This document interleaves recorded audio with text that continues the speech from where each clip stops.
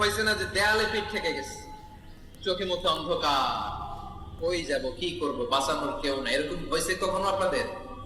যদি হয় তাইলে এটার সলিউশন বলবো, না হইলে তো এগুলো বলে লাভ নাই। হয় হয় হয়, বিশ্বনবী এরকম কঠিন বিপদে পড়েছেন জীবনের কিছু কিছু মুহূর্তে।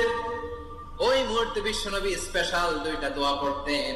এই দোয়াগুলো আপনাদেরকে জানিয়ে দেয়। বিশ্বনবী বলেন, কঠিনতম বিপদে যখন পড়বা, দেয়ালে পিঠ থেকে যায়, চোখে মুখে অন্ধকার, বাঁচার কোনো উপায় নাই, তখন পড়বা লা ইলাহা ইল্লা আনতা সুবহানাকা ইন্নী কুনতু মিনাজ জালিমিন।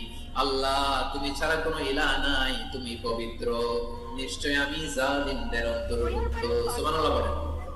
এই দোয়া সাইয়েদনা ইউনূস আলাইহিস সালাম পড়েছিলেন যখন মাছের পেটে ছিলেন। কিসের পেটে? এবং অনেক মুফাসসিরিন ইকরাম বলেছেন, অনেক আহলুল ইলমরা বলেছেন, এটা হচ্ছে ইসমে আজম। ইসমে আজম এমন দোয়া যেটা দিয়ে দোয়া করলে আল্লাহ দোয়া কবুল করে, কিন্তু এটা কোনটা, এটা নিয়ে ইখতিলাফ আছে। কোন কোন আহলুল ইলম বলেন এই লা ইলাহা ইল্লা আনতা সুবহানাকা ইন্নী কুনতু মিনাজ জালিমিন